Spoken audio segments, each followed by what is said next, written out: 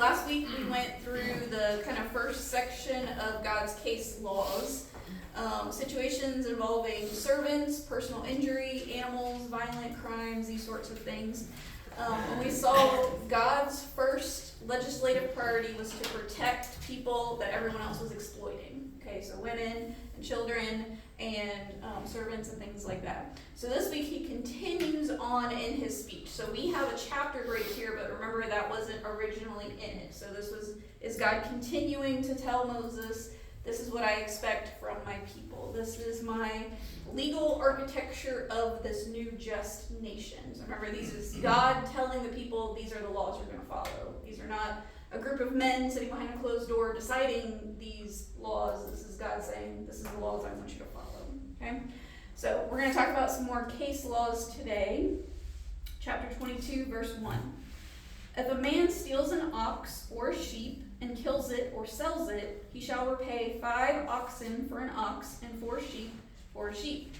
If a thief is found breaking in and is struck so that he dies, there shall be no blood guilt for him. But if the sun has risen on him, there shall be blood guilt for him. He shall surely pay. If he has nothing, then he shall be sold for his theft. If the stolen beast is found alive in his possession, whether it is an ox or a donkey or a sheep, he shall pay double. If a man causes a field or vineyard to be grazed over, or lets his beast loose and feeds on in another man's field, he shall make restitution for the best in his own field and his own vineyard. If a fire breaks out and catches in thorns, so that the stacked grain or the standing grain or the field is consumed, he who started the fire shall make full restitution.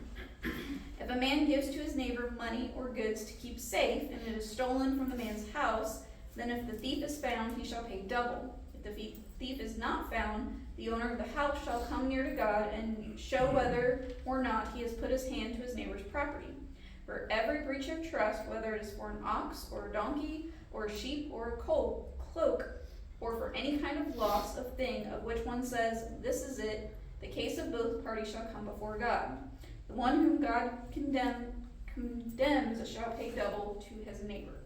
Okay, so the general command against stealing we've already been given. Remember how we have the 10 commandments, so kind of think of those as the 10 laws, and then these are kind of case laws that follow underneath of them. Okay, so God gives some specific guidelines of how to handle thievery here. Okay, so the penalty for theft was not imprisonment. You don't go to jail. Did you have a question? Yes. Okay, go ahead. In my Bible it says judges, but that's God. So it would be God and acting through the judges. So remember, Moses' father-in-law said you need to set up people over to judge. Yes, I just was questioning because you specifically said God, and then my Bible said judges, so it could be either one. They would be the ones who would say, so this is God. what God said. Okay. Yeah, through the judges. Okay. So the penalty of theft is not imprisonment. You don't go to jail. They don't have a jail here. It's restitution, and then sometimes in some cases. So if you steal an ox or sheep and you slaughter it or you sell it, you're basically showing a deliberate intent so that it doesn't get returned.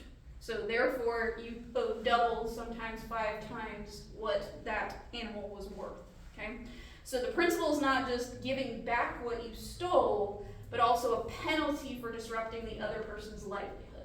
Okay? Wouldn't it be nice when I we know. did that? Right? Wouldn't that be an incredible? Talk about back to basics. Let's get Let's get back to basics. So then what does that look like? Because I mean, if he's, let's be realistic, if he's stealing something You he don't doesn't have have, any you ain't getting it back 5 times. Right. So that's why It's just like in this day and age. right. So someone that's why steals we your have car the 'cause further They don't have one.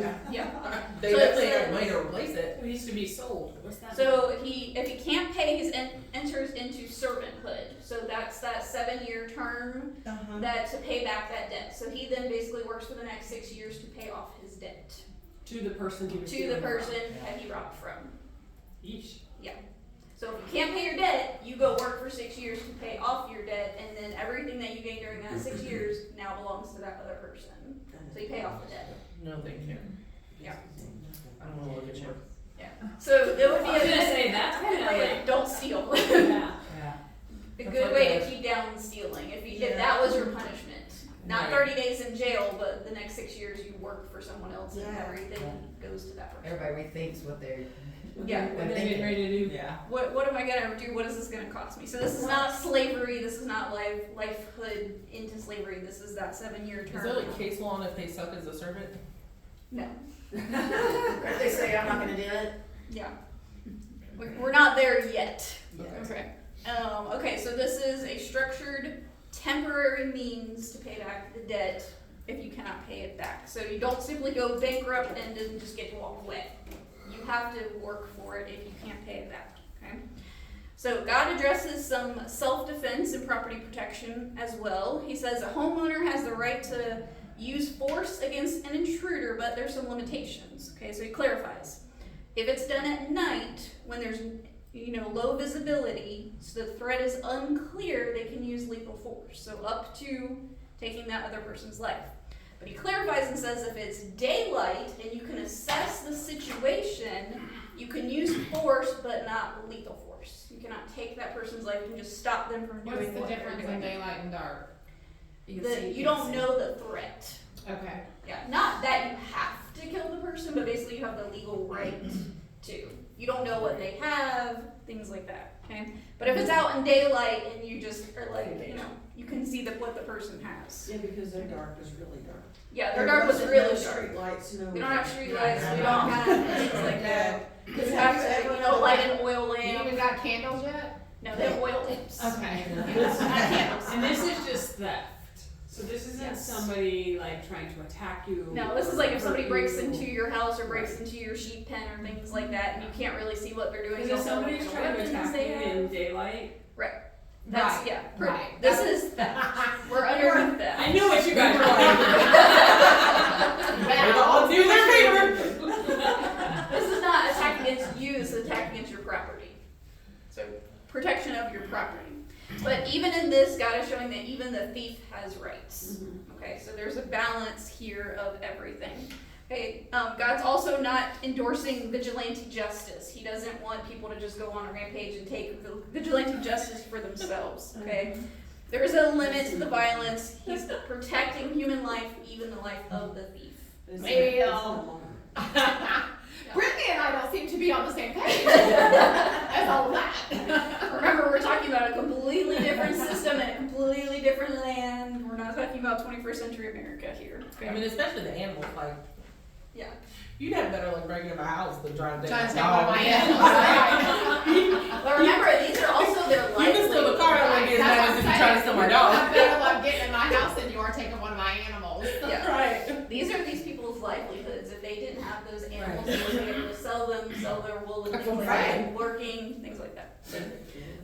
Okay, so the negligence law follows the same principle. If your animal damages your neighbor's field, you owe restitution, okay, of the best of your harvest. So you had to give the first of your harvest back to that person until your debt is owed. So that Unless was, you're just a bum thief and don't really have anything. yeah, then to you give, go into then you're a servanthood. slave. And then you go into servanthood. So this was incentive to control your animals. Okay, Okay. your animals are underneath your control. You're responsible for them. You pay the penalty for failing to do so. Okay, so God's justice system was built around restitution, making the victim whole again rather than punishing the offender. Okay, it was the offender's job to repay and have restitution for the victim. Okay, so we understand those laws. Let's read some more. If a man gives his neighbor a donkey or an ox or a sheep or any beast to keep safe, and it dies, meaning that the animal dies, or is injured, or is driven away without anyone seeing it, an oath by the Lord shall be between both of them to see whether or not he has put his hand to his neighbor's property. The owner shall accept the oath, and he shall not make restitution. But if it is stolen from him, he shall make restitution to his owner. If it is torn by beast, let him bring it as evidence. He shall not make restitution for it if it has been torn. If a man borrows anything of his neighbor, and if it is injured or it dies, and the owner not being with it, he will make full restitution. If the owner was with it, he shall not make restitution. If it was hired, it came for his hiring fee. Okay, so these laws address dispute over property and borrowed goods. Okay, so the first instance, we have here a very incredible principle that we don't see anywhere else. You're innocent until proven guilty. Does that sound familiar? Yes. Yeah. We have that law here in our United States because it was here. This was not the principle for the surrounding countries. You were guilty until proven innocent. Okay, so if you were accused of something, you were automatically guilty, you had to prove your innocence. That was the surrounding countries around them, okay? God here says you're innocent until somebody can prove you're guilty, okay? That's why we have that law here in America, innocent until proven guilty. So if an animal dies while in somebody else's care, but there's no eyewitnesses, the person in possession can swear an oath before God, and that testimony has to be accepted. So this would basically be our equivalent of being sworn under oath in a court of law and saying, I did not do the thing. It's considered acceptable there, okay? So it gives the people the benefit of the doubt. There's also a principle here about responsibility following proximity, okay? So if you borrow something and the owner is present when that thing dies, the owner is responsible because their presence saying that they're taking over responsibility of it because they were present when it happened, okay? So the borrower was responsible for the care of it, but the owner is responsible for the life of it, okay? If the owner is there and being responsible, okay? So the penalty structure for false accusations, because he already said, hey, you can swear an oath, but if we find out that it was a false accusation, the judge ruling over that person claiming ownership had to pay double. Okay, so if you go and you swear, I don't know what happened, I didn't do anything, but then they actually find out that you're guilty, you had to pay double restitution back to the person because now you're paying for the lying, right? The breaking of that trust, the breaking of that oath. Okay. All right. So the system penalized dishonesty as seriously as theft. So lying about something was equal to stealing it away. Okay. Because a legal system that tolerates those false accusations and that lying is a legal system that can be used as a weapon. Okay. And that's where we have kind of seen it devolve into some of the legal systems nowadays because we make adjustments to the original laws and now it becomes a weapon to be used against other people, to be used against the innocent and things like that. Okay? But these laws were to hold people accountable for negligence, not just wrongdoing, but failing to prevent harm from being done. So held people accountable for all of this. Because remember, we're getting ready to move into a society where we're going to have boundaries, we're going to have houses, we're going to have pens, we're going to have fields. They don't have any of that right now, okay? You got your tent and what you brought with you from Egypt, okay? But they're going to have all of this, so they need a system to handle all of this. Do they have this during the 40 years? No, they still just have a tent They out still in the just wilderness, have it. whatever you carry with you for 40 years. I couldn't figure that out. No, Okay.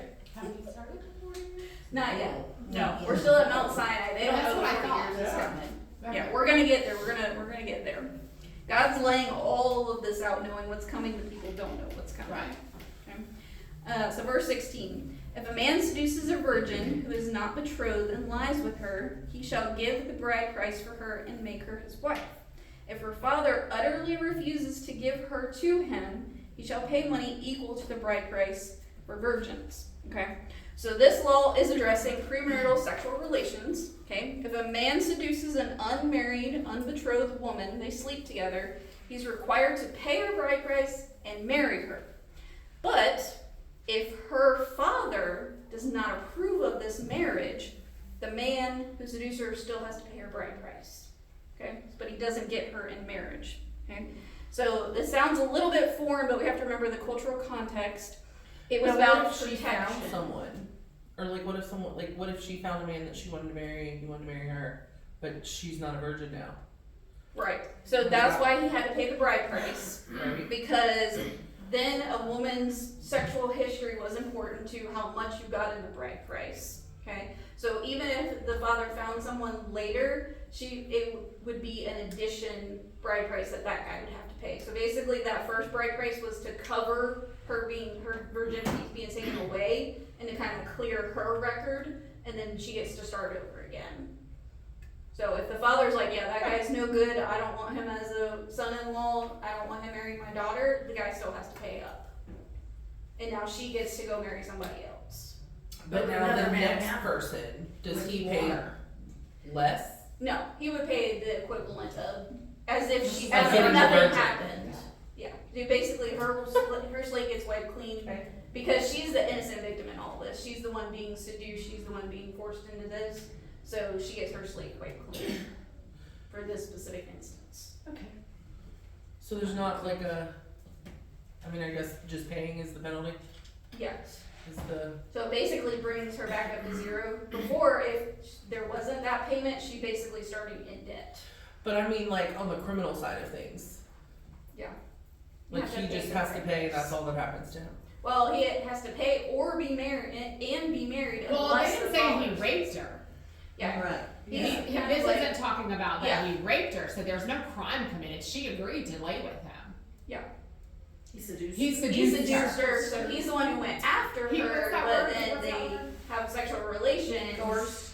Now what is she gonna There's do? another word. Yeah, Anyway, I can't think of it.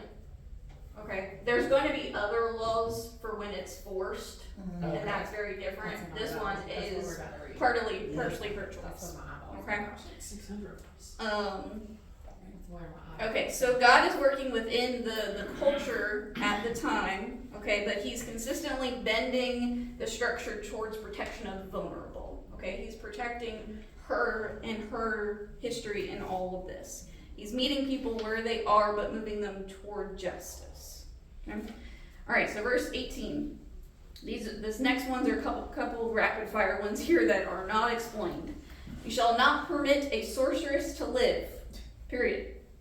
Whoever lies with an animal shall be put to death, period. See, that's Whoever where my eyes went. sacrifices That's why I looked at you and was like, To any god other than the Lord alone shall be devoted to destruction, period. Okay? Mine says utterly destroyed. Utterly destroyed. So we have 3 different capital offenses here, and they sound really harsh, and they're meant to sound really, really harsh. Okay, so let's take them one at a time. First, sorcery. Israel is coming out of Egypt. Guess what they practice in Egypt? Sorcery. We also have a mixed multitude. So we have people who are Egyptians who practice sorcery coming along with them. Okay? So there might have been some influence in all of this. And God draws a very hard line. Death. If you're caught practicing sorcery, death. Okay? This is not simple, just which in today's terms would that be like? What are they? that's witchcraft. cards. Okay, there you go. That's what I was Absolute like Wiccan or witchcraft. whatever they are, the people that do Yes. tarot boards Yes, or so something like you are that. trying I don't even know what I'm To saying. contact the spiritual realm through dark magic and things like that. Okay, that's what Egypt practiced. Okay. So this is not personal immorality. Okay, this is a direct attack against God. You're saying I can get to the spiritual realm through other means besides God. Okay, and remember it was God who devised 10 plagues to prove I am greater than all of those other false gods. Okay, so this is my line right here. This is it. You're not going to do that. Okay? And you said the Israelites practiced sorcery? No, the Egyptians. The Egyptians. The Egyptians. But But we they have like dogs that they would Because treat some you of for them- this yeah, and Yeah, that. yeah, and yeah, they're- yeah, yeah, yeah. Yes. Okay. So they might have had an influence if we allowed it to continue on. They would have had an influence on the Israelites. So God's drawing a hard line here. Okay. So the second one is bestiality, which sounds awful to us, and we think that it's very rare, right? It was actually practiced in the Canaan lands, and it was tied to spiritual practices. So they would perform bestiality in religious ceremonies. I'm sorry. That's okay. Oh, good time. I Yeah. should turn my volume off. So it wasn't just like some weird guy down the street. This was like part of some religious ceremonies. And so God is also drawing a line here. We're not going to do that. That's a no, we're not doing that. Okay. The third was sacrificing to other gods. Okay. This is the law that's broken the most in Israel's history, and it's coming up, and it's rarely enforced of what God enforced it. Okay. Devoted to utter destruction. God was trying to set them apart, not let them go backwards. We're not going back to Egypt. We're not going to worship the Canaanite gods. You're going to worship me. Okay? So he is working on the covenant relationship. Remember, Messiah has to come out of this line. If he allows all of these practices to continue, we're just going to devolve as a society, and it's not going to be able to have Messiah here. Okay? We're trying to protect the identity of Israel and the covenant relationship of Israel. Okay? All right, verse 21. You shall not wrong a sojourner or oppress him, for you were sojourners in the land of Egypt. You shall not mistreat any widow or fatherless child. If you do mistreat them and they cry out to me, I will surely hear their cry, and my wrath will burn, and I will kill you with the sword. And your wives shall become widows, and your children fatherless. If you lend money to any of my people with you who is poor, you shall not be like a moneylender to him. You shall not exact interest from him. If you take your neighbor's cloak in pledge, you shall return it to him before the sun goes down. For that is his only covering, and it is his cloak for his body, and what else shall he sleep in? And if he cries to me, I will hear, for I am compassionate. You shall not revile God, nor curse any ruler of your people. You shall not delay to offer for the fullness of your harvest, and from the outflow of your presses. The firstborn of your sons you shall give to me. You shall do the same with your ox and with your sheep. 7 days it shall be with its mother, and on the 8th day you shall give it to me. You shall be consecrated to me, therefore you shall not eat any flesh that is torn by beasts in the field, and you shall throw it to the dogs. Okay? So in contrast to the capital offenses, God moves what we might call to compassionate laws. Okay? So he's saying, don't mistreat the strangers, the people who are living with you, because you were strangers in Egypt. Okay, you're going to have people who live among you who are strangers. He didn't want their memory to be, romanticized of how great it was to live in Egypt. He was saying sometimes it's hard to live as a stranger amongst all these people. He wanted them to produce empathy for the stranger. Remember that you were once strangers. Okay? So how a community treats people that doesn't belong to it shows the measure of that community's character. Okay? He also says, do not afflict the widow or the fatherless. So God said something that he doesn't say about most other laws. He says, if you afflict a widow or fatherless, I will hear their cry, and I will come after you myself. Not a judge, not my law. I will come after you, not the legal process. Okay? The consequences that he's describing, that person's wife becoming a widow and their children becoming fatherless, he's saying, this is what happens. You're going to mistreat them. I'm going to turn your wife and children into a widow and fatherless. I'm going to come after you. Okay? He's saying that you're going to experience exactly what you're inflicting on somebody else. Okay? And then he talks about interest. He says, don't charge interest on loans to the poor people. Okay? If a man gives you his cloak as collateral, that's how you know how poor he is. He doesn't have anything else that he can offer him as collateral except his cloak, okay? And he says, give it to him before night falls, because if that's the only thing he has, that's what he's going to cover up to sleep with, and we're not going to allow him to just out here and, be out in the elements at night and freeze to death. And he again says, if he cries to me, I will hear him. So we have twice here that God says, I will hear them. So God was not leaving the protection of the vulnerable to the human court systems. He was saying, I'm going to take up their case, and I'm going to be the judge of the people who do that. So he was announcing his own personal involvement in these cases that may have fallen through the cracks of the human judges. Okay? So he takes the mistreatment of vulnerable people as a personal offense against himself, and he's going to be the judge that enacts it. And then we have this final little section here at the end that turns to holiness and separation to God in practical terms. It says, do not blaspheme God's name by cursing judges. Okay? These judges were acting with God's authority. Okay? So he says, words matter. If you spoke ill over the authority over you, it's like you're talking about me. Okay? Your posture towards them shows your posture towards me. Respect the authority that I've put over you. And then he reminds them about the first fruits of the harvest, the firstborn of the flock, and the redemption of the firstborn sons. Okay? And he says, delay in this is equal to disobedience. He's like, you said you need to bring me your first fruits, your first of the harvest, your firstborn of the flock, and your firstborn sons. Okay? And we have a beautiful picture here. As these clean animals are sacrificed, the firstborn sons are also paid back. Okay? The firstborn sons are the ones who do not die. They're bought back with a price. And we have the reverse picture with Jesus. As a firstborn son, he would have been redeemed with money, but then he was also sacrificed so that we did not have to be bought back by the exchange of coins. We were redeemed through his blood and his sacrifice. Okay? So Jesus actually fulfilled both legal pictures here. He was bought back by his parents, and he was also sacrificed as the clean animal, the first flock of God. Okay? And then we have an interesting last little thing that God adds on here. It says, do not eat animals killed by wild beasts. Give their carcasses to the dogs. And we go, well, of course, we wouldn't go out and just eat carcasses, right? But remember, this is not only a purity law, but this is going to be a trust law.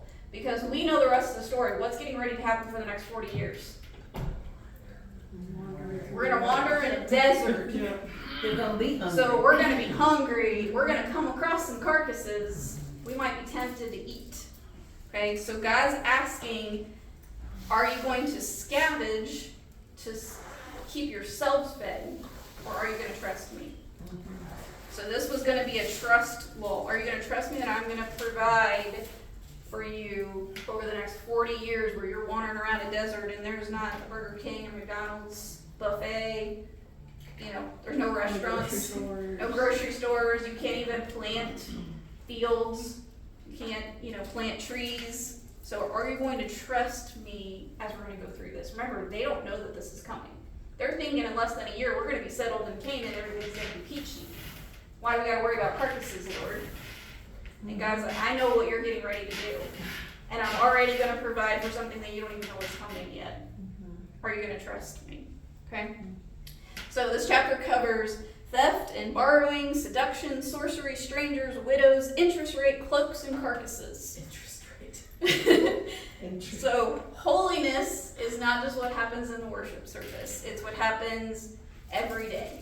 How you treat your neighbor's property, how you speak about people, how you treat people who have less power and resources than you, how you lend objects and things to people, how you take care of things that have been lent to you and you are responsible for. Do you reflect compassion, or do you take advantage of other people?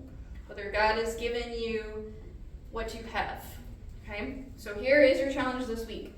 I want you to pick an ordinary area of your life. Something that you do or encounter every day that seems incredibly ordinary. Okay? And I want you to ask God, where does faithfulness to Him look like in that ordinary thing that you do every day? Okay? That's your challenge this week.